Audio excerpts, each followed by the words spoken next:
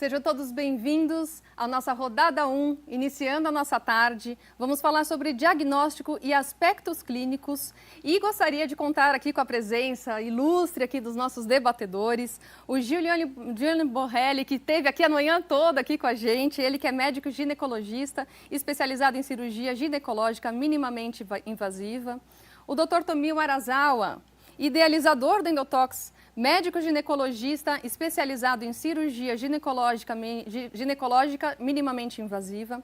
A doutora Fernanda Pipitoni, médica ginecologista com especialização em uroginecologia e disfunções de assoalho pélvico. O doutor Leandro Accardo, que veio aqui, o radiologista responsável pelo setor de imagem em pelve feminina do grupo DASA Alta.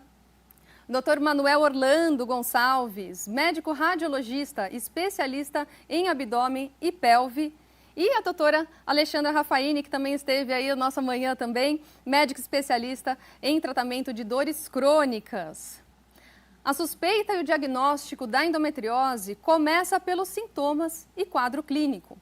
Quando devemos suspeitar, como proceder diante dessa suspeita clínica?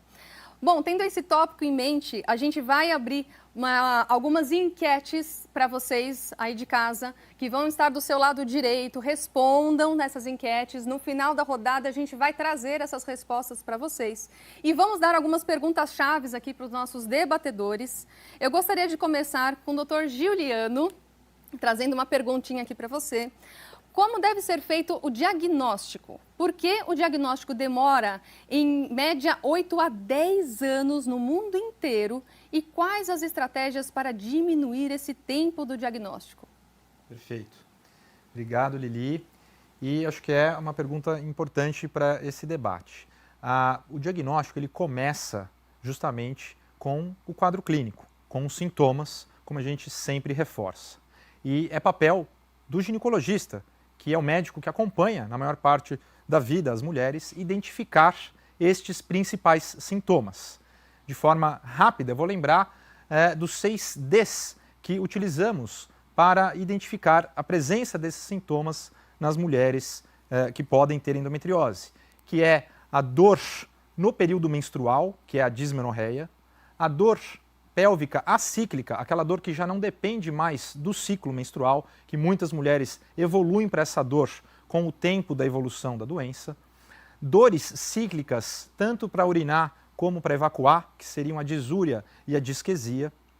O 5º D é a dificuldade para engravidar, que é a infertilidade, um sintoma que não está relacionado à dor diretamente, mas que também é, muitas vezes, o caminho para identificarmos a endometriose. E muitas dessas pacientes, como já falamos no debate de manhã, podem evoluir para dor pélvica crônica, que é uma sequela de muitos anos e principalmente relacionada à demora do diagnóstico.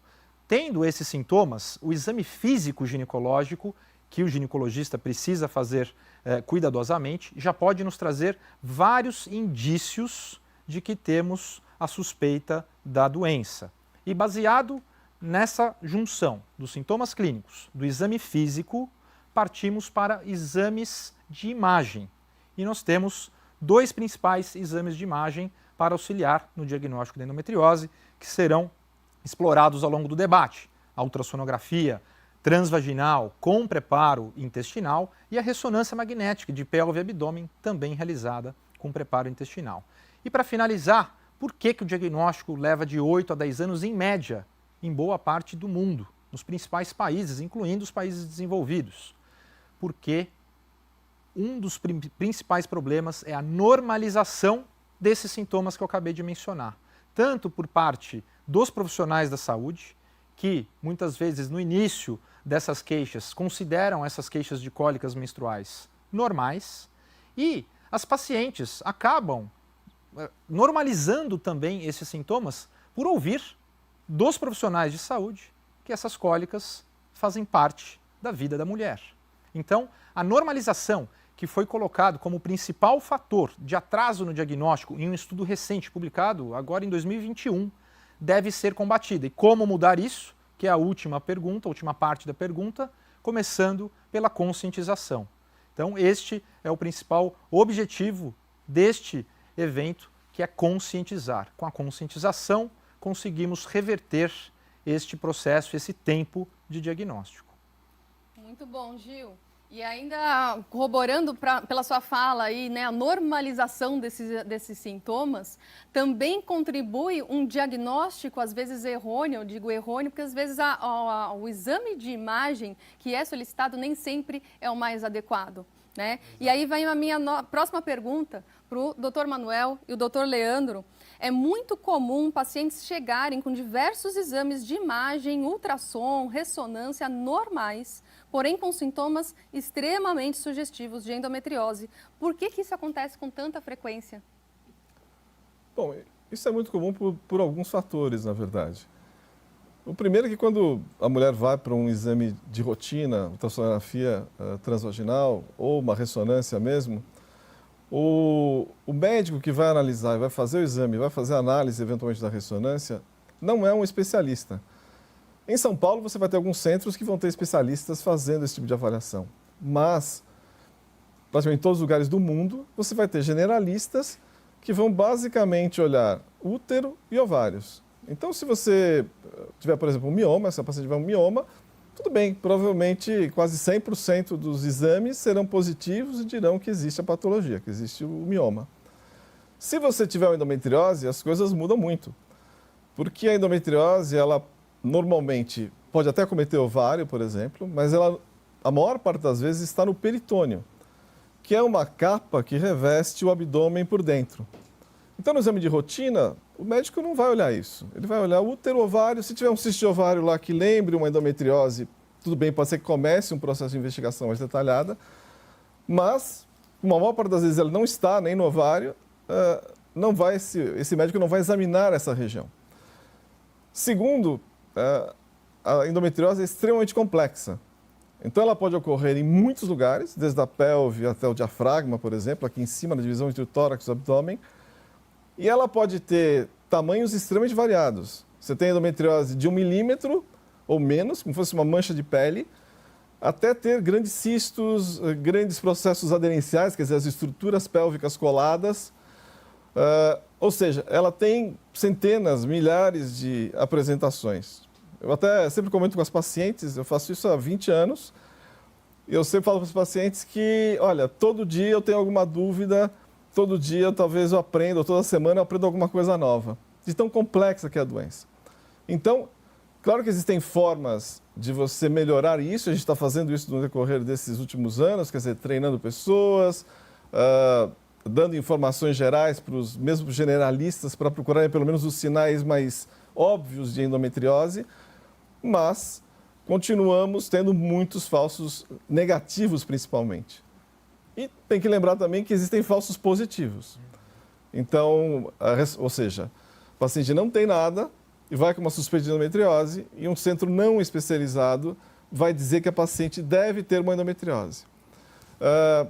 Então, você pode ter erros de todos os tipos, mesmo às vezes em exames especializados. Mas, de qualquer maneira, a partir da dúvida, o paciente deve fazer um exame, como o Juliano já falou, um exame com preparo intestinal, num serviço especializado que tenha profissionais experientes com isso. Esses são os pontos básicos. Perfeito.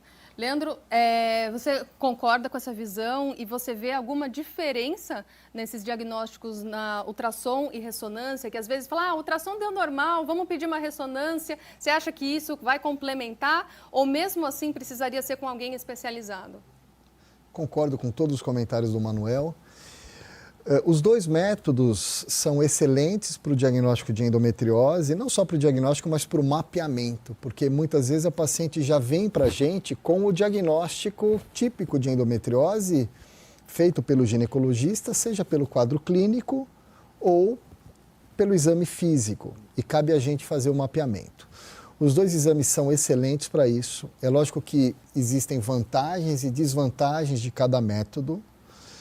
São métodos complementares. Na maioria das vezes, a ultrassonografia feita de forma especializada, ela vai trazer informações complementares melhores do que a ressonância magnética.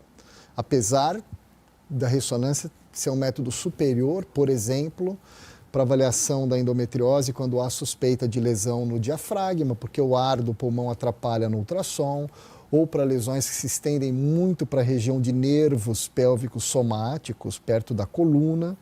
Mas para os outros sítios, de uma forma geral, o ultrassom vai ver mais lesões do que a ressonância magnética.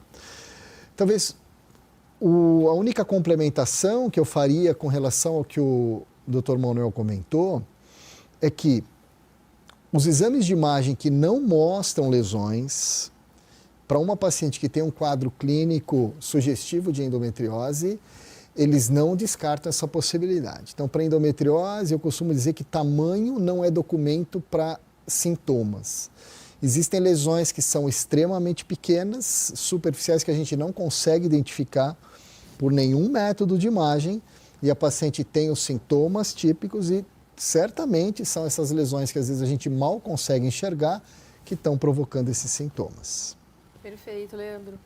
Pessoal, eu gostaria só de lembrar vocês que tem as enquetes, né? A gente fez algumas perguntas e vamos avaliar essas respostas ao final aqui do nosso debate. Então, o Respondo está aqui do nosso lado direito, é só vocês clicarem sobre as enquetes e a gente já vai responder. A terceira pergunta que eu queria trazer é para o Dr. Tomio, que é idealizador aqui do Endotox. Vivemos na era da informação. E tudo que procuramos está disponível de forma gratuita na internet. Qual a opinião de você no autodiagnóstico dessas pacientes? Quais os principais benefícios, os principais riscos e se tem algum espaço para tecnologia nesse sentido? Perfeito. Bom, como já estamos conversando aqui, a conscientização é parte fundamental para a mudança da situação atual das pacientes com endometriose, não só aqui no Brasil, mas também no mundo, né, gente? Então, a tecnologia e o acesso à informação está sendo fundamental para transformar essa realidade, né, e reduzir aquele tempo de 8, 10 anos para muito menos tempo. E a gente viu no primeiro bloco quanto que a falta de informação, na opinião das pacientes, foi um dos principais fatores, foi o principal fator na dificuldade de diagnóstico numa fase precoce da doença. Então, realmente, o acesso à informação é fundamental. A questão é que a informação hoje está tão disponível que a gente não tem uma peneira aí de informação que é realmente relevante, que a gente consegue confiar, e daquelas informações que seriam eventualmente fake news, só opiniões, não embasadas em evidências. Tá? E aí a gente tem que tomar muito cuidado, né, de filtrar muito bem essas informações. Tá? Então, a gente vê muitas informações sendo trazidas, às vezes por experiência de às vezes, pacientes, e tudo bem, mas a gente não consegue replicar uma experiência de uma paciente, por exemplo, como verdade absoluta para todas as outras, porque a endometriose realmente tem um comportamento muito heterogêneo, gente. A endometriose não se comporta da mesma forma em todas as pacientes. Né? A gente vê apresentações diversas, como o Dr. Manuel Orlando falou, né, que cada dia a gente aprende um pouco mais de fato.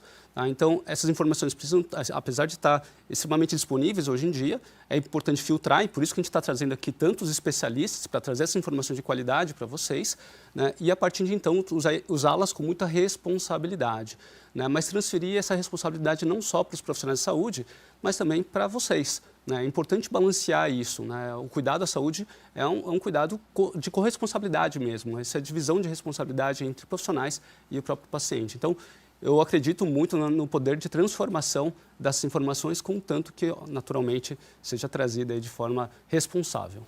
Perfeito.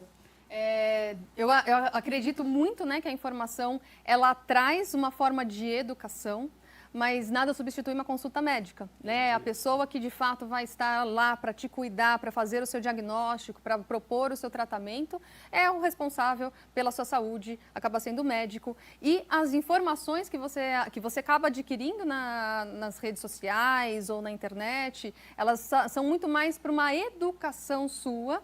E, lógico, traga isso numa consulta médica, questione o médico para ver se realmente aquilo faz sentido para você, porque nem sempre é para você aquilo, né? Exato.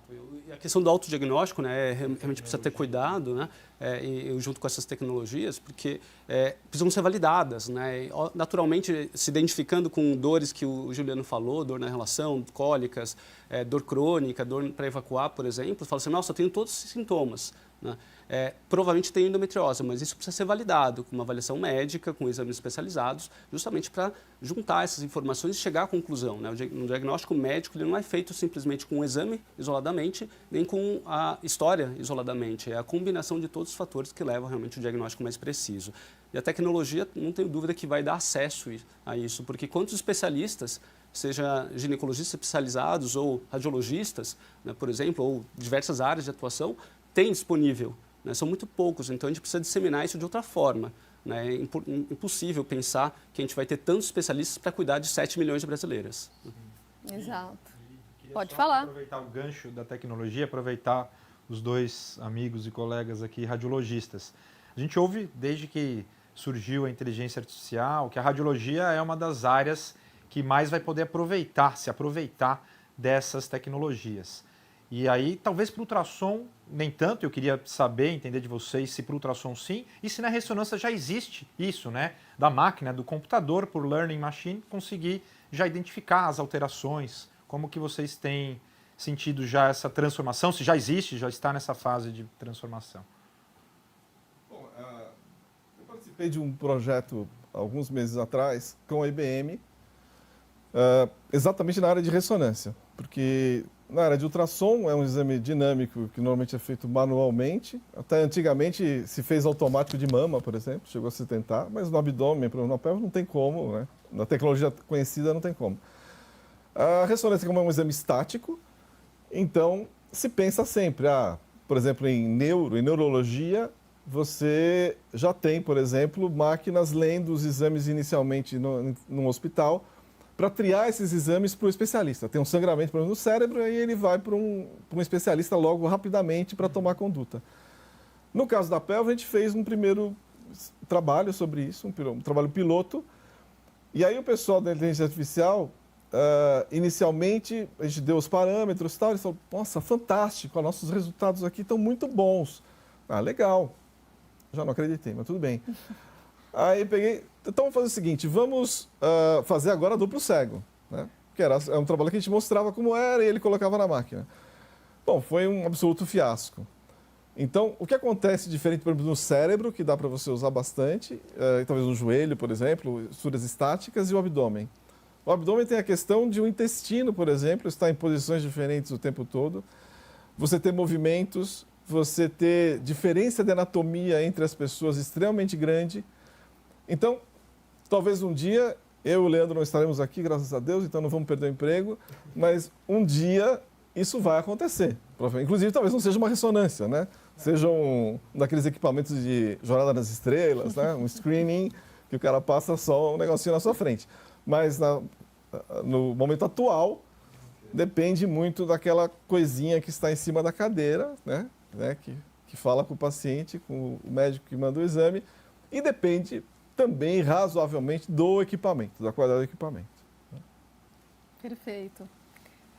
Queria falar um pouquinho com a Alexandra Raffaini, que muitas mulheres acabam tendo sintomas tardiamente, né? Então elas passam às vezes anos, né, não tendo sintomas, não tendo cólicas e de repente começam esses sintomas numa fase mais tardia, numa fase adulta. Como que isso acontece? É possível que realmente os sintomas apareçam só depois e ela já tinha endometriose antes? Sim, Lili, isso pode acontecer, assim como também não existe uma concordância de número de lesões, gravidade de lesões com a intensidade do quadro clínico. Né? A medicina avançou muito nos últimos anos e junto com ela também os exames de imagem, né? E eles conseguem avaliar com muita precisão as estruturas anatômicas, as alterações, mas ainda existe uma limitação em avaliar a inflamação desencadeada pela endometriose, assim como as outras alterações, as outras causas de dor também desencadeadas pela endometriose, como as dores musculares, que a gente conversou no outro módulo, e a sensibilização, que é uma alteração neuronal, que é impossível da gente avaliar por uma avaliação anatômica, teria que ser uma avaliação da função do neurônio, que existe, mas ainda assim também tem a sua limitação. Isso explica porque a gente tem pacientes que têm muitas lesões e pouca dor, pacientes que têm poucas lesões e muita dor, onde aquelas poucas lesões desencadearam um quadro inflamatório muito grande, e a gente ainda tem muito, a medicina ainda tem muito a crescer e conhecer por quê. Será que é o fator genético do paciente em liberar essas substâncias pró-inflamatórias com maior facilidade em relação às outras? Será que é o fator genético da própria endometriose que favorece isso? A endometriose, ela tem ela gosta do nervo e o nervo gosta da endometriose. E isso faz com que ela seja uma doença com um potencial álgico, né, de causar dor muito grande. E isso também a gente consegue visualizar quando existe algo macroscópico, a endometriose ali perto do nervo, mas microscópico desses nossos receptores, esses receptores de dores superativados ali na região da endometriose, isso a gente não consegue ver. Então, o mais importante é avaliar os sintomas, respeitar, entender, não importa a alteração do exame que exista ou não, mas tratar essa paciente juntando tudo, né? A anamnese, o exame físico e os exames complementares. Perfeito. Pessoal de casa, queria só lembrar vocês que as enquetes ainda estão rolando, tá? Então pode clicar aqui no lado direito e vamos abrir também a nuvem, tá? Vocês podem ver aqui do lado também está escrito da nuvem, para responder com uma palavra essa pergunta. Define em uma palavra a sua jornada com a endometriose. Coloca aqui que depois no final da rodada vamos também ter acesso a essas respostas. E eu queria agora falar com a doutora Fernanda. Muitas pacientes com endometriose apresentam sintomas na região pélvica que vão além da dor. As disfunções miccionais e evacuatórias são algumas delas. Como que a micção e evacuação podem ser afetadas, ou diretamente ou indiretamente, pela endometriose? É muito comum que mulheres com endometriose tenham sintomas urinários, vamos começar por essa parte. Sejam sintomas irritativos, que é quando dá vontade de fazer xixi, tem que sair correndo para o banheiro, ou acorda muitas vezes à noite, ou vai, mesmo durante o dia vai muitas vezes. Isso em geral acontece ou porque tem focos perto ou na própria bexiga, ou porque esses focos estão perto dos nervos que inervam a bexiga e esse músculo fica mais reativo. Ou dor a urinar ou dificuldade para esvaziar a bexiga, que são essas disfunções miccionais que a gente chama. E é muito importante a gente falar sobre essas disfunções miccionais porque elas são comuns e a gente foca, a paciente, enfim, a equipe médica foca bastante na dor, com razão, porque é onde o alarme está soando, e esquece um pouco dessas disfunções miccionais e isso a médio e longo prazo tem algumas consequências. Então, o que acontece? Só para a gente lembrar, o assoalho pélvico é como se fosse uma prateleira de músculos que fica aqui na nossa pelve, sustenta tudo que está dentro do abdômen e tem uma passagem central, que passa a uretra, a vagina e o reto. Esses músculos se contraem para que a gente não perca urina e fezes e eles têm que relaxar para que a gente consiga urinar e evacuar. Nas mulheres com endometriose, também por essa dor crônica já vinda de muito tempo, é muito comum, acho que já teve até uma conversa com as físicas, que elas tenham esses músculos mais tensos, mais contraturados. E uma dificuldade em relaxar o assoalho pélvico para conseguir urinar. Então, muitas vezes a gente recebe essa paciente, por exemplo, fazendo manobras para urinar, balança o tronco para os lados, fica de pé, ajuda com a mão. E já ficou algo tão na rotina que ela nem percebe que aquilo não é o jeito dela de urinar mesmo, que aquilo não é normal e que a gente precisa consertar. E a longo prazo, se a gente não ajuda, não reeduca essa bexiga em como se esvaziar, isso pode comprometer os nervos do músculo da bexiga e aí ele fica com mais dificuldade de se contrair depois, ou até, mais a longo prazo, comprometer a função dos rins, que aí já é algo mais grave. Então, sempre pensar nessa questão urinária junto com a dor. Da parte da evacuação, também é comum que se associem esses sintomas nas pacientes de endometriose, seja síndrome do intestino irritável, constipação, dor ao evacuar, ou também uma dificuldade para evacuar, semelhante à dificuldade para esvaziar a bexiga. A gente tem um músculo do assoalho pélvico que passa atrás do reto, ele faz como se fosse uma alça, e aí ele pinça mesmo, faz uma dobra no nosso reto, inclusive para contribuir para a continência, para que a gente não perca fezes. Por isso, quando a gente quer evacuar, ele precisa relaxar para dar passagem às fezes. E essas mulheres com alguma frequência têm o que a gente chama de dissinergia pélvica. Ao invés desse músculo relaxar e permitir que a evacuação aconteça, ele se contrai mais ainda. Aí é como se você empurrasse contra uma porta fechada. Então, são sim sintomas que a gente tem que prestar atenção. Perfeito, Fê. Pode falar. Os sintomas iniciaram. Então, que a maioria das pessoas, sim, tem sintomas que se iniciaram na adolescência, antes dos 18 anos de idade. Olha quanto diagnóstico, às vezes, a gente acaba perdendo a oportunidade de fazer esse diagnóstico. Então, veja, começa na adolescência, fica 10 anos sem diagnóstico e vai ter esse diagnóstico na fase adulta, né? Colabora muito com o que a gente vê também na nossa prática clínica também, né? Você já fez alguns dos exames especializados no diagnóstico da endometriose? Vamos ver, a maioria falou que sim, que já fez a ressonância magnética com preparo intestinal e seguido também da ressonância e o ultrassom com preparo intestinal. Ainda uma média de 22% que fez só ultrassonografia e o restante não fez por recursos financeiros ou porque nunca foi pedido. Acho que mais ali que nunca foi pedido, né? Interessante, eu não esperava até que tivesse uma porcentagem maior ali por conta, eventualmente, de falta de recursos, né? E Nós temos um público que é interessado no tema, né? Então, por isso acabou provavelmente fazendo muito exame e tal. Né? Exato. Qual a maior dificuldade ou barreira que você enfrentou até chegar no diagnóstico e que você acredita que teria potencialmente antecipado o seu diagnóstico? Então, a falta de orientação adequada por parte dos profissionais que me atenderam antes do diagnóstico. A grande maioria, que não aparece na tela, mas é 69% das pessoas que responderam isso. Então, dada a importância aí do reforço que a gente tem que dar de instrução para esses profissionais, principalmente acho que os ginecologistas geral, né? Porque para você chegar no especialista, você já tem que ter tido pelo menos a hipótese diagnóstica. Então, o especialista geral é o que vai fazer esse primeiro contato. Pode falar. No bloco anterior, né, foi, na verdade, a falta de informação. Então, na adolescência, parece que o principal é a falta de informação. Nessa fase agora da mulher adulta, é mais orientação do profissional propriamente dito. Já que a mulher adulta passa com frequência no ginecologista geral, diferente da adolescente. Né? Então, realmente, o papel está também, não só em conscientizar o público em geral, mas a gente tem que mudar também a cabeça e o pensamento dos profissionais que atendem inicialmente essas pacientes antes delas chegarem no especialista. E acredito que já temos também uma resposta aqui da nossa nuvem de palavras, é isso?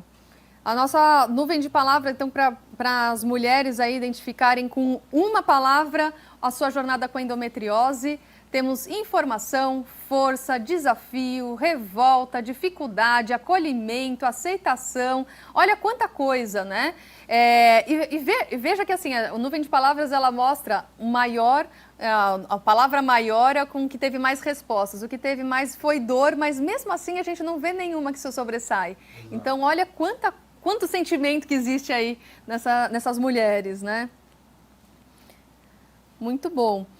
Eu gostaria de abrir agora, a gente está terminando a nossa rodada, mas ainda temos tempo aqui para 2 perguntas do público. Primeiro eu queria trazer a pergunta da Bruna Botura. Ela fala, casos de endometriose profunda, moderados a grave, que porém não são casos cirúrgicos, posso pedir exames anuais ou melhor de 6 em 6 meses para acompanhamento? Quem gostaria de responder? Os exames... Se a paciente estiver bem clinicamente, sem piora de sintomas, eles podem ser feitos anuais, porque normalmente a endometriose não tem uma evolução tão grande de piora rápida no decorrer dos anos. O que a gente se preocupa um pouco mais são com aquelas lesões em regiões mais críticas. Então, por exemplo, vamos supor que a paciente tem uma lesão, ela não tem uma indicação cirúrgica porque ela está clinicamente bem e de fato isso é importante porque o que define o tratamento cirúrgico ou não, na grande maioria das vezes, é o quadro clínico. Mesmo que a paciente tenha doenças muito profundas, se não tiver nenhum órgão crítico comprometido, essa paciente pode ser tratada clinicamente. Então, algumas exceções só para quando a paciente está em tratamento clínico e o exame de imagem pode ser feito num tempo menor do que 1 ano. Se eventualmente ela tiver uma mudança de sintomas, então ela tem uma piora significativa, será que houve alguma mudança associada com a lesão? Aí cabe também um exame de imagem num tempo mais curto. Ou quando, por exemplo, a gente tem uma lesão que fica próxima ou muito próxima do ureter, que liga o rim à bexiga. Por que isso às vezes nos preocupa? Porque Se a paciente tiver uma lesão muito próxima do ureter e ela está em acompanhamento, às vezes, em um ano, se essa lesão, ela por acaso obstruir o ureter, ela pode começar a ter uma disfunção daquele rim que drenaria para aquele ureter. Então, isso não há um consenso, mas para algumas pacientes, principalmente quando ou tem uma piora clínica ou tem uma lesão que está muito próxima do ureter, a gente tem um pouco mais de receio e às vezes essas pacientes fazem exame, por exemplo, a cada 6 meses e não uma vez por ano. Menos do que 6 meses costuma não ser necessário fazer um controle, porque, como eu falei, a mudança do tamanho das lesões, ela raramente é significativa a ponto da gente fazer um diagnóstico de progressão no intervalo tão curto. Perfeito. Claro. Acho que uma outra preocupação também é se, ainda mais que ela falando que é um quadro moderado a grave, aí eu entendo que talvez tenha endometrioma associado também, se essa paciente está bloqueada ou não. Eu sempre me preocupa um pouco mais se essa paciente não está bloqueada com hormônios e postergar demais, porque a gente sabe que o estímulo aí com estrogênio no ciclo ovulatório e menstrual poderia influenciar mais rapidamente a progressão dessas lesões, como o Leandro falou. Tá? Então, se essa paciente está clinicamente estável, tem um quadro moderado a grave, mas está bloqueado do ponto de vista hormonal, eu fico mais tranquilo também de postergar para 1 ano, contanto que clinicamente ela esteja estável. Perfeito. A endometriose ovariana, acho que isso serve bem para o endometrioma, não tanto para as lesões profundas. Exato. Perfeito. Pessoal, eu queria só lembrar vocês, assim, são mais de dezenas de perguntas que vão aparecendo para a gente. A gente não consegue responder todas ao vivo, mas vão ser respondidas as perguntas ao longo do evento ou até posterior ao evento, por todos os profissionais que forem dando aqui as suas contribuições, tá bom? E a gente vai para a última pergunta desse bloco, que é feita pela Silvana Campos Reis. Por que tem mulheres com tantos sintomas e outras sem absolutamente nenhum e só descobre quando tenta engravidar? Mistério. Quem que gostaria aí? A Aleixa já tinha até dado um ganchinho aí ao longo da pergunta. Então, por que será que tem algumas que não tem nenhum sintoma e só descobre na hora de querer engravidar? Bom, posso falar? Pode. Não. Acho que é importante entender em relação à dor, né? Dor é o principal sintoma da endometriose e dor é uma percepção muito individual, né? Não é simplesmente um problema no órgão que vai ser percebido naturalmente como uma dor. Tem todo um trajeto dessa informação ao longo dos nervos, tal, que são interpretados e dependendo da situação da paciente, tem fatores genéticos que influenciam a percepção dolorosa, inclusive, pessoas que são mais sensíveis à sensação dolorosa, situação de mais estresse, privação de sono, tem muita coisa que vai influenciar como o cérebro de cada pessoa vai interpretar essa informação quando ele chega ali. Então, são muitas coisas que vão influenciar isso e às vezes naquele período, né, que a paciente está chegando no período da tentativa de gestação, às vezes por tentativas frustradas, o estresse vai aparecendo, a situação de vida da mulher já está um pouco diferente e aí pode começar a aparecer sintomas também diferentes, né? Então, a gente vê que nem sempre o sintoma aparece tão precocemente assim. Não ter sintomas, né, na adolescência ou até certa fase da vida não significa que a paciente não tinha endometriose necessariamente. Né? Pode ser que a partir daquele momento que os sintomas começaram, que o corpo começou a entender que tem alguma coisa estranha ali. Tá? Então tem muita coisa que influencia a percepção dolorosa. Eu só complementaria, antes do Manuel, e até vou trazer uma pergunta na sequência para ele que tem a ver, mas muitas dessas mulheres, antes de tentar engravidar, elas estão prevenindo gravidez com contracepção hormonal. E isso pode mascarar os sintomas, mesmo sem ter tido grandes suspeitas anteriores. Então é muito comum mulheres falarem que começaram a usar anticoncepcional na adolescência por conta de síndrome dos ovários policísticos, é muito frequente, né?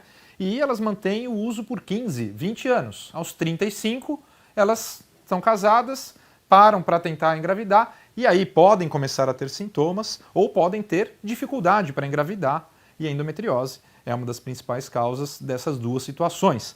Então, eu até queria saber se é comum também na rotina, Manuel, você encontrar pacientes com endometriose avançada que nunca tiveram suspeita, que nunca ninguém orientou a fazer exames específicos dentro dessa outra pergunta. Não, a endometriose tem os sintomas clássicos e a maior parte dos pacientes vai tê-la. Como você falou, eu ia falar até a questão do anticonceptivo, ele vai, obviamente, bloquear completamente a clínica ou parcialmente, e a paciente vai ficar quase assintomática durante muito tempo. Agora, quando você faz o exame, conversa com a paciente sobre a clínica dela, a maior parte delas, quando você pergunta sobre adolescência ou sobre queixas não tão clássicas, por exemplo, como dor, essa questão de aumentar o número de evacuações no período pré-menstrual, ou queixas cíclicas, você acaba vendo alguns sintomas. Agora, independente do anticoncepcional, acho que você vai ter alguma coisa em torno de 10% ou menos das pacientes que são praticamente assintomáticas, que você pergunta várias coisas até menos comuns e ela não vai referir. Uma boa parte inibiu provavelmente por causa do anticoncepcional. E aí, no final, vai acabar procurando o especialista e, eventualmente, fazer exame de imagem na fase em que quer engravidar. E hoje existe um problema grave em relação a isso, né? Como é ótimo que as mulheres tenham uma vida profissional muito mais intensa hoje, muito mais atividade, mas elas acabam adiando a gravidez acima dos 30 anos. E aí o que acontece? Como se acredita que a endometriose comece na adolescência, então nós vamos encontrar um número razoavelmente grande de pacientes que vai nos procurar aos 30, 35 anos com lesões graves, mesmo que não tenham sintomas prévios. Agora, é sempre bom lembrar, de novo, que pode ter sintoma, pode ter dificuldade de engravidar, e não é por isso que vai ter uma endometriose trágica, né? Uma endometriose enorme, comprometendo muitos órgãos, né? Sempre com muita calma. Tem queixa? Procurar o especialista. Se o especialista achar adequado, fazer um exame especializado. E a partir daí voltar ao seu médico, e aí ele vai te aconselhar com calma. Ler na internet sozinho sobre a endometriose é muito complexo. Eu, às vezes, brinco com as minhas pacientes que, infelizmente, uma boa parte das pessoas que escrevem na internet, escreve quando não vai bem. Quer dizer, quando o tratamento não foi adequado, quando operou muitas vezes. Então, quando você vai à internet, além de poder pegar sites médicos eventualmente errados, você pode pegar muita informação leiga de casos muito graves. E não é sempre assim, né? Boa parte dos nossos pacientes tem quadros mais leves. Então, nada de tragédia, vamos primeiro procurar os especialistas para saber exatamente o que fazer. Muito bom. Obrigada. Queria agradecer a todos os profissionais aqui presentes. Todos contribuíram bastante aí com informações para o nosso público. A gente vai fechar o nosso bloco agora, a gente vai para os depoimentos e, a seguir, iniciaremos a nossa próxima rodada falando sobre tratamentos conservadores. Afeta bastante as emoções, porque você não sabe o que fazer para sair daquele ciclo, né, de dor e menstruação, e melhora, dali um pouco você já está com dor da próxima menstruação de novo. Eu sou uma pessoa assim que acontece, pode ser difícil, mas eu tento ver um lado positivo. Você fica desacreditada aos olhos dos outros e seu mesmo. Você fica insegura. Acho que dá muita insegurança, porque você se vê sem alternativas, assim, enquanto você não encontra um tratamento adequado. Então é claro que não são todos os dias que você consegue estar bem, mas na maioria do tempo eu foco no positivo e vou atrás de alguma alternativa para tentar não se abalar tanto. Desde o início eu sentia alterações intestinais. A bexiga foi mais pro fim, assim, eu já estava perto de operar quando eu senti também alterações na bexiga. Eu tinha vontade de fazer xixi toda hora. Mas a alteração intestinal eu lembro de sentir até desde novinha, assim, associada ao período menstrual. Tinha um pouco de dor aqui na região pélvica, mas eu achava que era cólica, um pouco de cólica. E sim, eu não tinha dor para evacuar, mas eu tinha sangramento. E sentia dores, sentir dor para ir no banheiro não é uma coisa nada agradável, né? Afetava o meu corpo como um todo, sentia tudo doente. A bexiga eu acho que antes de operar não. Hoje, depois que eu operei, porque foi uma sequência de cirurgias, eu sinto um desconforto sim, principalmente pela manhã.